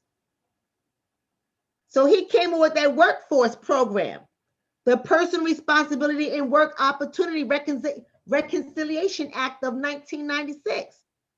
And who benefited from that? Private companies. Private companies benefited from that. Because before that, remember, food stamps was paper form. And then it all went in a digital format. The money started coming on a card. Who you think made those cards? Who you think tracked that money? It was privatized and it went into a corporation. So he always made sure his people got taken care of. Same thing with prison. The privatization of prisons. So incarcerating black males at large numbers to make sure people's pockets stayed lined. And Black people are just so happy that we had somebody who was acting Black, who said that he was for Blacks, who pretended to be for Blacks, but did nothing but hurt us while making his people rich, making sure his people were wealthy, making sure his people remained with the best of the best. And we were blind. So let's go ahead. Let me know if y'all getting tired. Let me know if y'all getting tired. Because I can end this right now. We don't have to keep going on. Y'all let me know. I know this is a long one, but it's Sunday. Y'all let me know. Thank you for that donation, Michael. Let's go on to 2002 to 2010. Let's talk about George Bush Sr. Now remember, George Bush got lucky with the 9/11 attacks. And at that time, everybody was afraid of the Muslim terrorists, right? Everybody was afraid of the Muslim terrorists, and we just wanted to be protected. And we just thought that this man was the man to do it. We wasn't looking at him as a Republican devil. No, we were not. We was looking at him as the man for the plan. And he went along with it too. He paraded Black faces around him all the time. Right? He appointed two of the most powerful people who had Black faces. Right? Who did he appoint, people? Come on, people. Who did he appoint?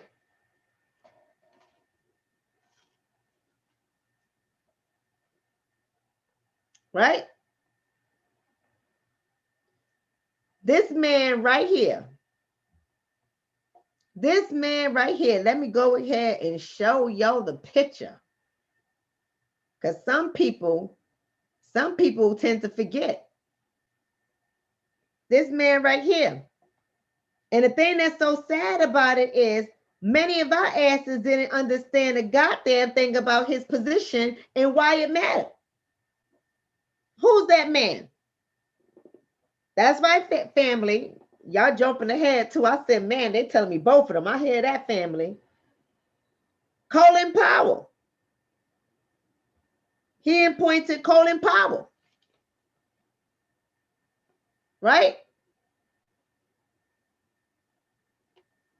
And Black people started to look. We didn't make too much noise. We started to look. Colin Powell, this light-skinned Black man. Remember, I told you they ain't gonna hire nobody too dark. Right? Condoleezza Rice got lucky. Because she was cool with his daddy. That's the other person. But why does that matter? Why does that matter? Because see, Black people, we just get excited when we see a Black face. That's why that matters. We just get excited, dear Black people. Right? We get excited. We don't know too much about the people and what's going on. We just see somebody who looks like us from the outside, and we are happy. And then these people are in two very intelligent positions, foreign policies. Condoleezza Rice know how to play the piano. She speaks 3 languages. Oh, we just love it. We just love it. And we're not realizing all of this is just optics. That's all it is. It's just optics. It don't mean nothing, not a goddamn thing. It hasn't helped us one iota.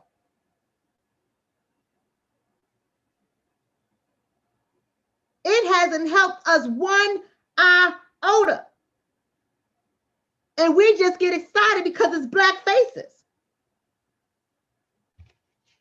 And then the worst of the worst happened, right?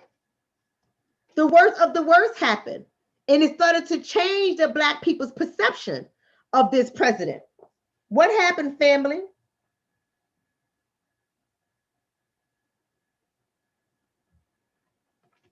What happened, family? Come on, I want to see y'all talk about it. What started to change our perception? We was going to sleep. We was going to sleep at first. And then the unspeakable happened. Made us angry.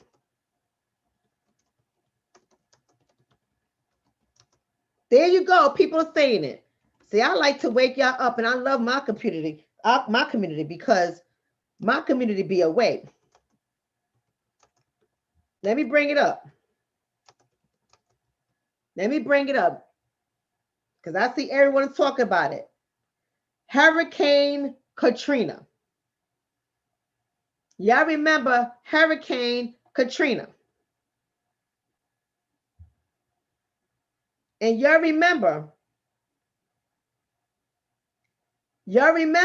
what Kanye West had said that had caught our attention. He said Bush hates Black people. Right? That's what he said. And it caught our attention. And we got emotional. And we got upset. And we wanted him out of the chair. We were tired of being picked on once again. We were tired of being taken for advantage once again. We were tired of seeing our community suffer. This is an article from 2016. New Orleans, just in case y'all forgot. Right? Just in case y'all forgot about New Orleans. Right? And he lost any little, let's watch this guy, he might be all right, that Black people had. He lost that Black past when Hurricane Katrina happened. And what's so sad is here it is. How many years later? And Blacks have not been back to normal life since. Blacks still suffer in New Orleans, right? It said it was the worst urban disaster in modern U.S. history. 80% of New Orleans lay underwater after the epic collapse of the area's flood protection system. More than 110,000 homes and another 20,000 plus businesses, along with most of the city's schools, police, and fire stations, electrical plants, and its public transportation system flooded, underwater, damaged. Damaged. But we seem to have forgot about this. It says Katrina was not an equal opportunity storm. A Black homeowner in New Orleans was more than 3 times as likely to have been flooded as a white homeowner. That wasn't due to bad luck. Because of racially discriminatory housing practices, the high ground was taken by the time banks started loaning money to African Americans who wanted to buy a home. And those of you guys who know about New Orleans will be able to tell the people who don't know about New Orleans who are the people who are still suffering to this day. After this happened, because some of you guys tend to forget, while we are still upset, and why those of us who are activists are still angry, because we see the blatant disrespect, we see the benign neglect, we see the disregard for our community. And we see the optics, and we see the symbolism, and we see how our community continuously ignore the blatant disrespect and the blatant racism that continues to persist against our community. And it's painful. It's painful. Our people are still in poverty in New Orleans. And this is over a decade later. Our people are still suffering in New Orleans. And you know who benefited once again? White people. They knocked down all of those housing units. They knocked down any little bit of home that was left for Black people, and they replaced it. They gentrified a lot of New Orleans. And the Black people who are suffering are still invisible.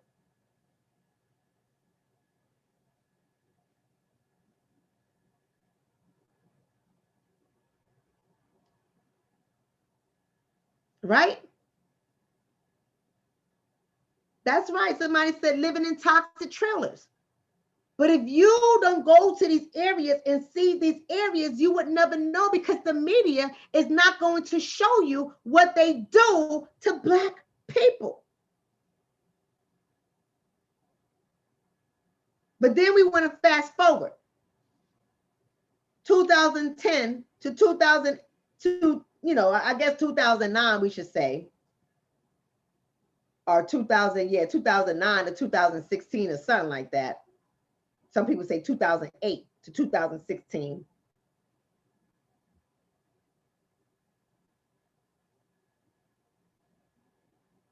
But y'all know who's next. Forget the numbers. Who cares about the numbers when it happened? But y'all beloved Barack Obama. Now, again, I told y'all, they're not going to give you anybody who's too Black. And they damn sure ain't going to give you anybody who's ADOS.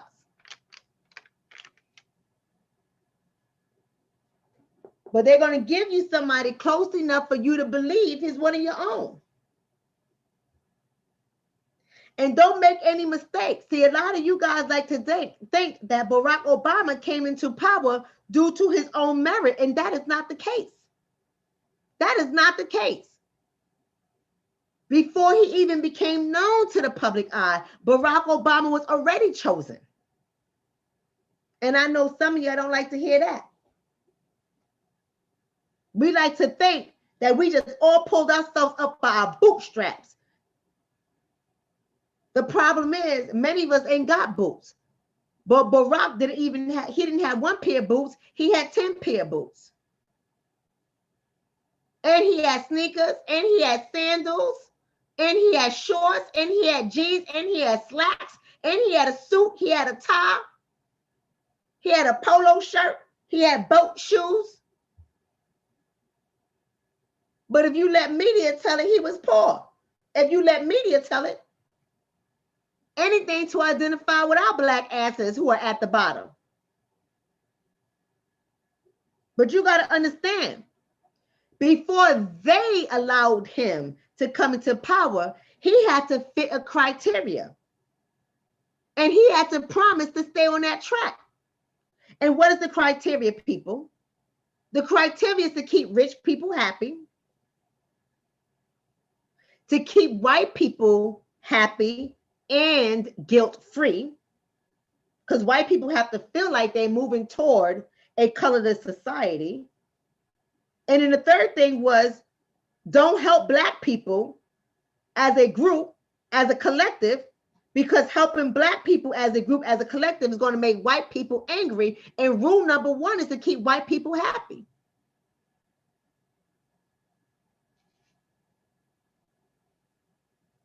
And to keep them rich. And how did he plan on doing this? Well, many of you guys gave him a pass for. He bastardized Black men. It doesn't matter what level the Black man was on. See, some of you guys would say, oh boy, here you go. You talking about when he said that Black fathers were not taking responsibility for their kids and their community. He wasn't standing up. Oh boy, this is going to be your argument. Yes, that is. And I'm going to give you another argument too, but that is the argument. But ain't nobody said that he had daddy issues. He can kick a Black man's in. A Black man's back end is what I meant. He can kick the Black man's back end, degrade him, and tell the public that he's absent, despite the fact that we have given him. Black sociologists and Black social scientists have given him proof that his statements were incorrect. That Black men were proven through data and statistics to be more present than white single fathers, and white fathers who were not in the home, and white fathers who were in the home with their kids. We have shown that Black fathers were more productive. But he didn't care. And ain't nobody said he had daddy issues. But had that been a Black woman that said that, she's angry and she got daddy issues. But ain't nobody said that about Barack. Because we accept anybody, just as long as they look like us and they're in position of power. Because we built ourselves off of hope. Ain't getting shit in return, but we got a lot of hope. He had disdain toward the Black man. Disdain toward the Black men. And he perpetuates myths about the Black man. But here's the thing. Black people loved Obama, regardless of what he said. You know why? Because he was Black and we just got to give him some time. Come on, y'all, give him some time. He can't go on there and do anything. These white people ain't letting him do anything. He tried. He tried. Give him some time. He's doing all right. They're not looking at the bigger picture. Y'all don't want to look at the bigger picture. These white people ain't allowing him to do anything. Y'all not seeing the bigger picture here. The white people are not allowing him to do anything. So we got to give him some time. We got to give him some time. Right? He can't do anything for just Black people. Right? He can't do anything for just Black people. That's what he said, and that's what we told each other.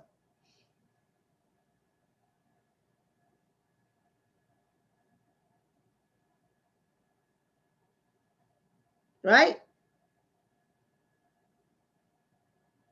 But what we failed to understand, that he was doing things for people, just not Black people. Oh, President Obama signs land bills for 2 tribes in Oregon into law. You see those teepees, right? Who you think he did it for?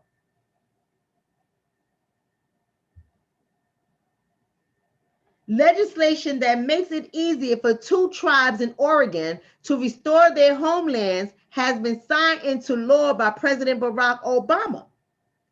Under S.817, any land that the Confederate tribes of Souljah Indians acquired within the original 1855 Coast Reservation will be considered a part of the current reservation.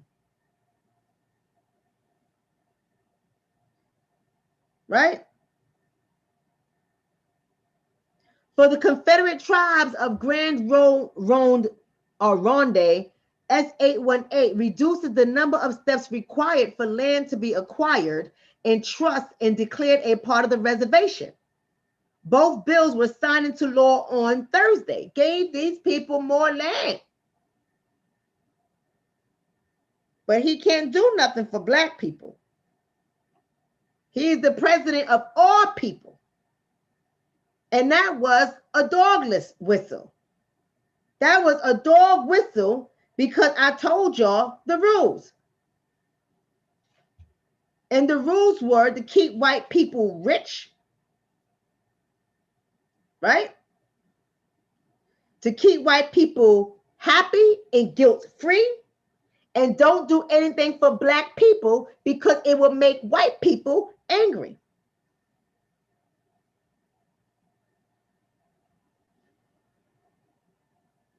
He couldn't do anything for Black people.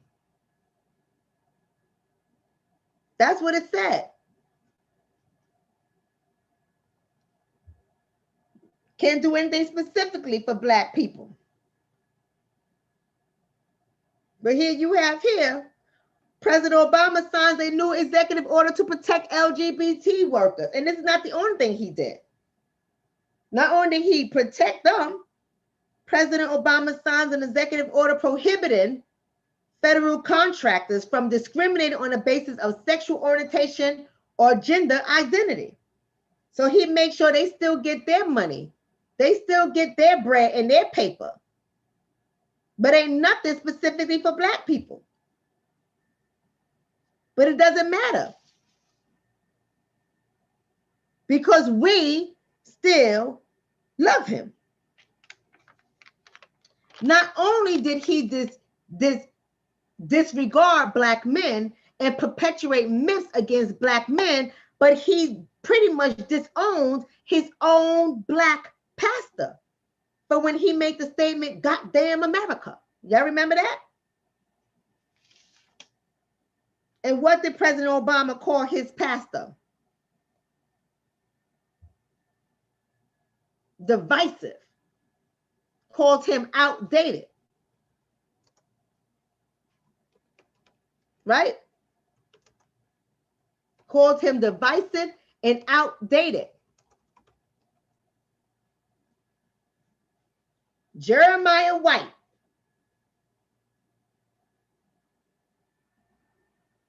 The news lines got happy with that. Went off like a 10-day alarm clock about this guy. And that was the dog whistle for Obama to make it right. Said Obama's pastor, "Goddamn America, U.S. to blame for 9/11.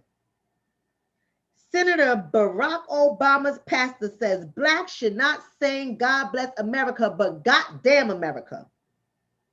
The Reverend Jeremiah White, Obama's pastor for the last 20 years at the Trinity United Church of Christ on Chicago's South Side, has a long history of what even Obama's campaign aides concede is inflammatory rhetoric, including the assertion that the United States brought on the 9/11 attacks with its own terrorism. This was the hot headlines. Right? This was the headlines. This is what happened. And they made him denounce his own pastor. But this is supposed to be a Black man. Now, to all my little black people, regardless of what you are, now y'all know when you love your pastor 20 years to be with this pastor 20 years and you denounce your pastor, is that Black or what? Because I think that's all what. Because Black people don't denounce their pastors. Pastors be raping children and raping women and cheating on their wives, and Black people will still support their pastor. That's right, denounced him 3 times. But guess what? Because Black people fear having Republicans than anything else, they will tolerate the disrespect. Black people said they was going to hold Obama to the fire, and Black people never did that. Black people defended Obama no matter what he did. Obama bailed out the banks while Black people was losing their wealth overnight, and Black people still regarded him. Black people's wealth was wiped out like the Flash, and Black people still regarded him. Obama engaged in some of the most terrible wars, and Black people still regarded him. Obama made lots of white people happy at the expense of Black people, and Black people still regarded him. Obama strategically took over African nations. AFRICOM, look that up, AFRICOM. I'm not going to go through this, I'm about to get off of here, but y'all can look it up. Took over African nations, oppressing the people in African nations, and Black people still regarded him. He killed civilians in Afghanistan, and Black people still regarded him. He killed American citizens, and Black people still regarded him. He disregarded police brutality, and Black people still regarded him. So what does that say?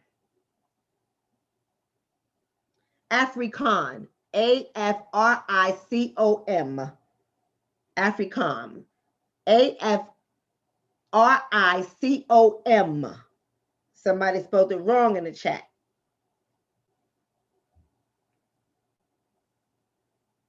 That's right, he killed Gaddafi too. And Black people still regard him because Black people lack the education and knowledge.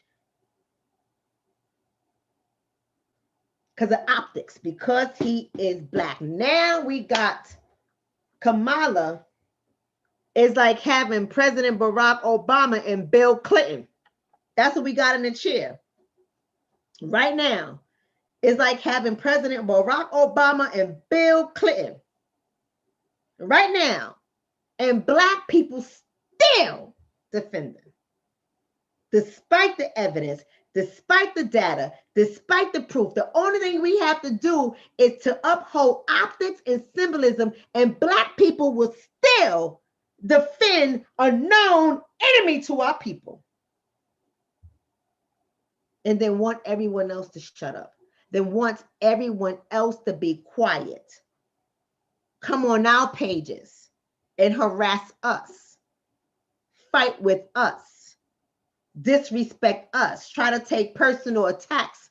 Don't know shit about us, but trying to take personal attacks toward us because we are spreading the truth while they are living in lies, because too many Black people are accustomed to being illusioned, and they don't want to go through the pain of disillusionment, because that means that they have to wake up to disappointment that they still ain't got shit.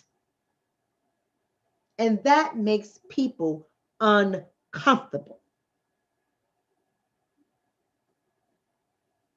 I know this was a special today.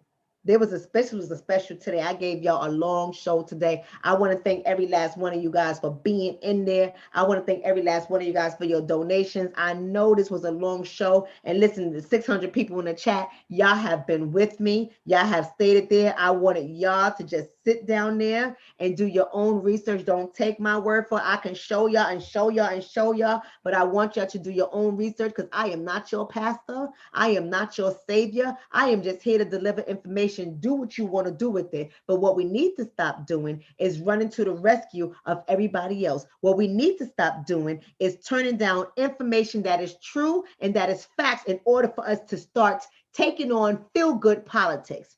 We only want to go for the things that make us feel good. We need to stop claiming everybody as our own. We need to start seeing these people as who they are based on the culture that they was raised in, based on their history, their past accounts. We need to stop going for the optics, the symbolism, and the illusions, because it has not helped us. It does not help us, and it continues to keep us bottom caste globally, all around the world, especially when it comes to those of us in this country who are ADOS. We have a double whammy. We have it from the white folks, and then we have it from the Black folks. Not only other ADOS Black folks, but everybody else. We get screwed in every category. We got to stop with the optics. We got to stop with the symbolism. We got to stop disregarding truth. Only a fool despises wisdom. And there's a lot of fools among us. Good night, my sisters and brothers. I love you all. Thank you to everybody in the chat for keeping it live. Thank you so much for all my moderators. I thank you so much for all my supporters and my haters. I will see you guys on Friday with Mental Health Fridays, when, of course, I'm going to bring you more information to help you to think, to elevate your thinking. Peace and blessing, families, and to all a good night.